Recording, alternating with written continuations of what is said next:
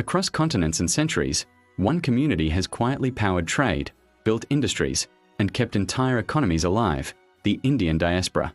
From running banks in East Africa, to teaching in the Caribbean, to healing patients in the Middle East, Indians weren't just migrants, they were nation builders. But here's the shocking twist: in country after country, governments decided to push them out. Entire families expelled, businesses seized, communities uprooted. And what happened next? Within years, economies collapsed, hospitals went empty, and nations that thought they didn't need Indians were suddenly begging for them to come back.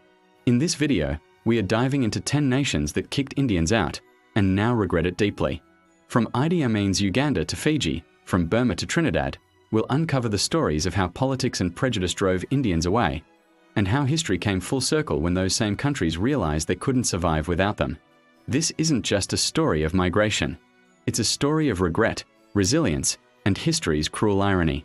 So buckle up, because by the end of this video, you'll see why.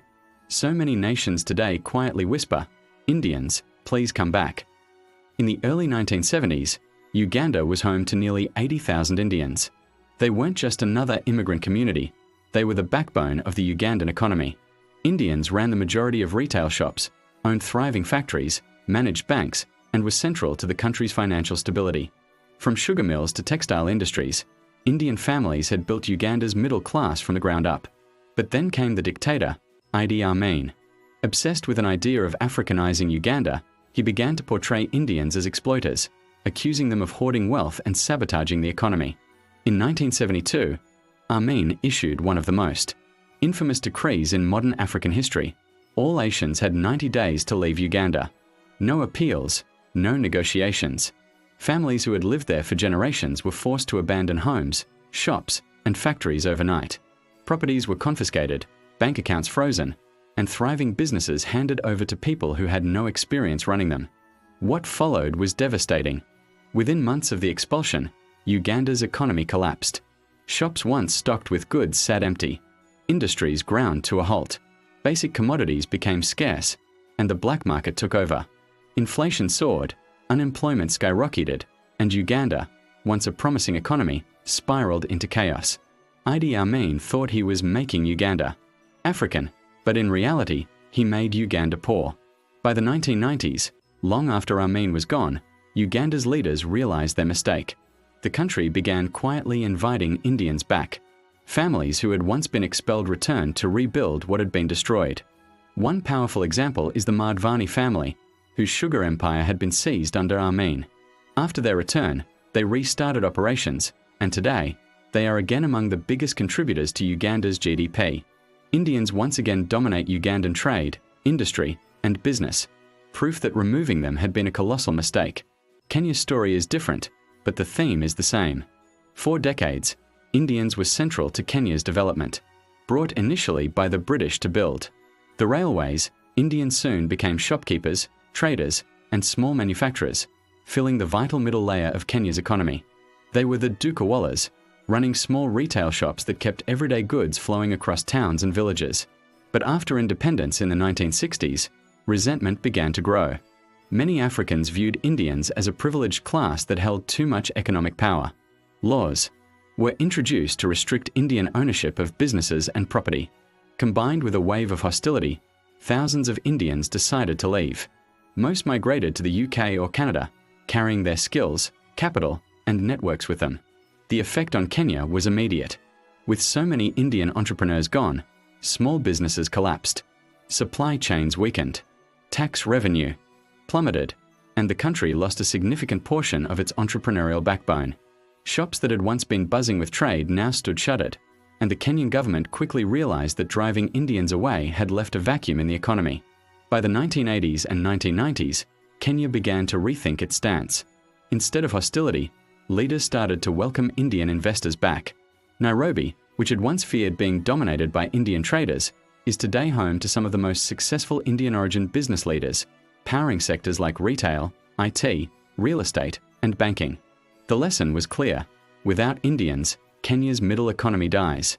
In the 1960s, Tanzania had one of the strongest Indian business communities. In East Africa, Indians dominated retail trade, manufacturing, and finance, forming the middle layer of the economy that kept goods and money flowing. From corner shops to factories, Indians were the ones connecting producers with consumers. But when President Julius Nyerere launched his experiment of Ujamaa socialism, everything changed. In his vision of a fully state-controlled economy, private businesses were seen as exploitative. Indian shops were nationalized, their owners forced out, and trade was brought under government control. The result was disastrous. Supply chains that Indians had carefully maintained were broken overnight. Shops that once brimmed with food and household goods suddenly became empty. Scarcity spread, and ordinary Tanzanians struggled to find even basic products. Inflation rose, black markets thrived, and instead of a people's economy, Tanzania ended up with shortages and inefficiency. By the 1990s, Tanzania admitted the truth. Ideology could not replace competence. The government began reversing its policies, inviting back Indian business leaders, encouraging private enterprise, and even offering incentives for investment. Today, Indian Tanzanians run major banks, pharmaceutical companies, and industries, helping power the nation's economic growth once again. As one economist put it, Tanzania learned the hard way that socialism without skill equals collapse. The story of Fiji is one of both success and tragedy. Indians first arrived in Fiji in the 19th century, brought by the British as indentured laborists to work on sugar plantations. Over generations, they rose to become farmers, shopkeepers, teachers, doctors, and professionals. By the 1970s, Indo-Fijians made up nearly half of Fiji's population, contributing massively to its economy and culture. But this success created resentment. Indigenous Fijians feared that Indians were becoming too powerful, economically, and even politically. Tensions exploded in 1987, when military coups directly targeted Indo-Fijians. Many lost their businesses, jobs, and security, facing discrimination and instability. Hundreds of thousands emigrated to Australia, New Zealand, Canada, and the United States. The impact on Fiji was devastating. The country lost its doctors, teachers, engineers, and IT workers almost overnight. Hospitals struggled without skilled staff. Schools lacked qualified teachers. Businesses slowed.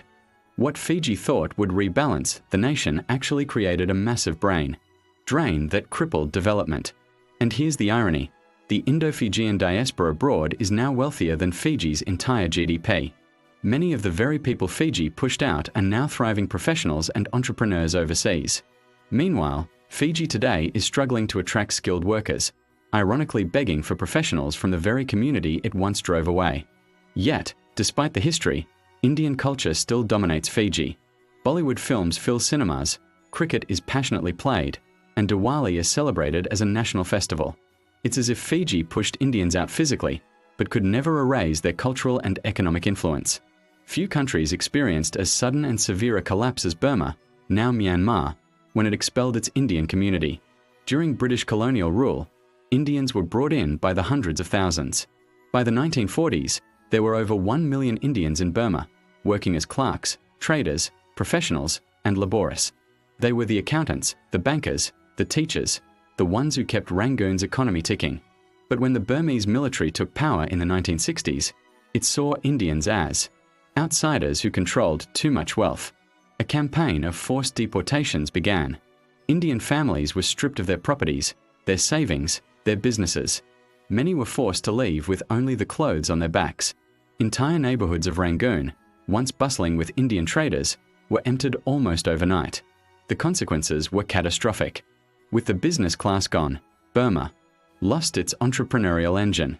Rangoon's economy collapsed. Shops closed, trade dried up, and the financial system weakened. The once thriving city turned stagnant, and Myanmar's decades of isolation and poverty began. In later years, Myanmar quietly allowed some Indians to return, especially skilled professionals. But the damage had already been done. The country had lost a generation of entrepreneurs and professionals who could have transformed its economy. The Indian story in South Africa begins in the 1860s, when the British brought Indian laborists to work on sugar plantations in Natal. What started as a small workforce soon grew into a vibrant community. Indians not only labored in the fields but later became merchants, doctors, teachers, and lawyers, slowly rising into the middle class despite enormous discrimination. But under the brutal system of apartheid, Indians were treated as second-class citizens. Forced into segregated neighborhoods, especially around Durban, they faced restrictions on where they could live, study, and trade. Indian-owned businesses were heavily targeted, and policies made it nearly impossible for them to expand or compete freely. Frustrated and oppressed, many Indians chose to leave South Africa altogether. Doctors, engineers, and skilled professionals migrated to the UK, Canada, or the United States, creating a massive brain drain that hurt South Africa's economy. By trying to suppress its Indian population, South Africa nearly destroyed one of its most entrepreneurial communities. It wasn't until the end of apartheid in the 1990s that things changed. Nelson Mandela openly embraced the Indian community, praising their resilience and contribution to the anti-apartheid struggle. Since then, Indians have flourished, once again, playing central roles in politics, medicine, and business. Today, partnerships between South African leaders like Patrice Motsepe and Indian-origin entrepreneurs symbolize a thriving collaboration. The lesson? South Africa nearly destroyed its most entrepreneurial community, but history gave it a second chance. Guyana's Indian story begins with indentured labor. After the abolition of slavery, the British brought tens of thousands of Indians to work on sugar plantations. Over time, Indo-Guyanese became not just farmers but also businessmen, shopkeepers, and teachers, rising into influential positions in society. But Guyana was plagued with ethnic and political tensions. Rivalries between Afro-Guyanese and Indo-Guyanese communities spilled into politics, creating deep divisions. As governments shifted, many Indo-Guyanese faced hostility, discrimination, and a lack of opportunities. The result was a wave of emigration. Large numbers of Indo-Guyanese left for the United States, Canada, and the UK. Those who left often became highly successful abroad, but Guyana itself suffered. The country's agricultural production dropped, food shortages became common, and productivity lagged. Guyana lost not just workers but the entrepreneurial backbone that once fueled its economy. Fast forward to today, and the irony is clear. With the discovery of vast oil reserves, Guyana is experiencing an economic boom. But the country now faces a shortage of skilled professionals, doctors, engineers, and entrepreneurs. The very people it once drove away are the ones it now needs most. In the end, Guyana realized its future was tied to its Indian past. In Trinidad and Tobago, Indians arrived in the 1830s, brought as indentured laborists to replace African slaves on sugar plantations. Over generations, they became central to agriculture, small business, music, and politics. By the mid-20th century, Indo-Trinidadians were an influential community shaping the nation's culture and economy. But their success was not always celebrated. In the 1970s, Indo-Trinidadians were often sidelined politically. Many faced discrimination in hiring, government policy, and public life. Frustrated by these barriers, thousands emigrated to the United States and Canada in search of better opportunities. The result was a brain drain. Trinidad lost doctors, teachers, and entrepreneurs, precisely the kind of skilled professionals it needed to grow. Yet, even as Indo-Trinidadians left in large numbers, their cultural influence remained impossible to erase. Chutney music, Hindu festivals, and Bollywood films became a core part of Trinidad's national identity. And today, the tables have turned. Indo-Trinidadians are no longer sidelined.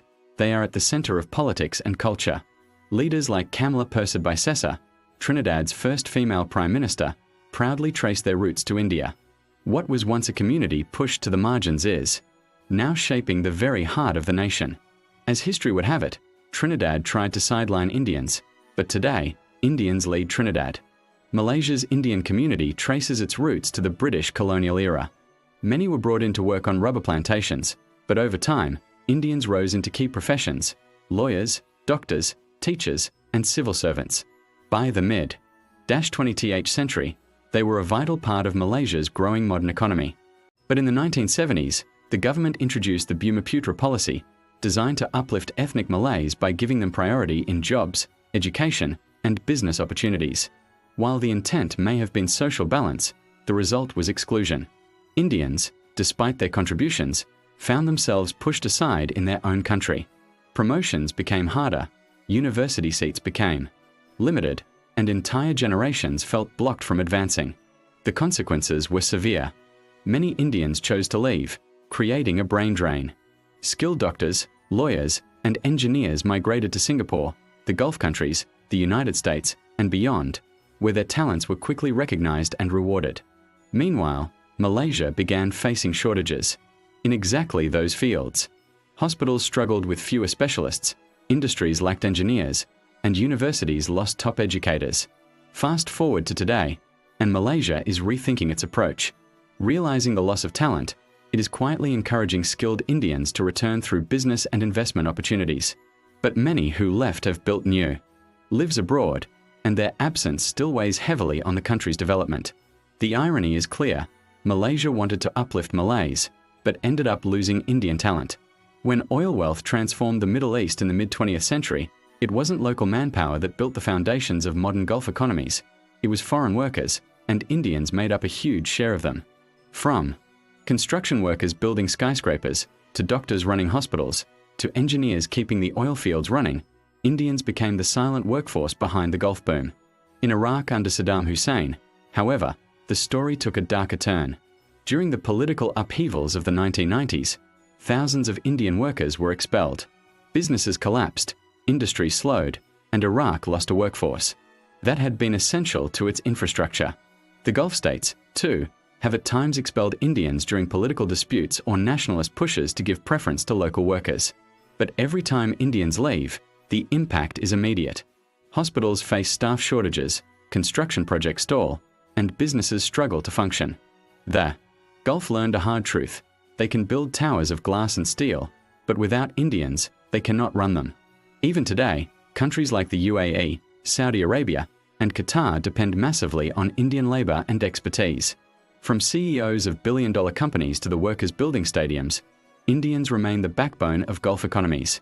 Expelling them has always been a costly mistake, and one the Gulf quietly tries not to repeat. Looking back across these 10 nations, a clear pattern emerges. Indians were never just temporary guests, they were nation builders. They ran the shops, powered the industries, taught in schools, healed the sick, and built financial systems.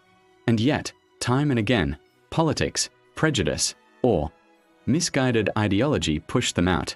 What followed was almost always the same: economic collapse, shortages, brain drain, and regret.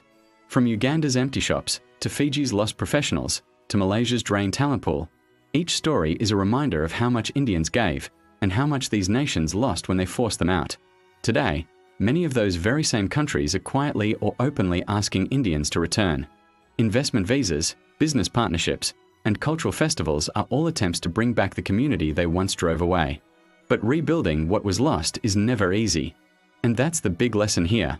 History teaches us that expelling competence, talent, and community is easy, but rebuilding what they built is almost impossible. So let me ask you, which of these 10 countries do you think regrets it the most? Was it Uganda under Idi Amin? Fiji after its coups?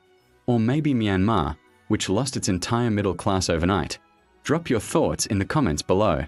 And if you enjoyed this deep dive into forgotten history and global politics, make sure to like, share, and subscribe, because we've got more stories like this coming your way.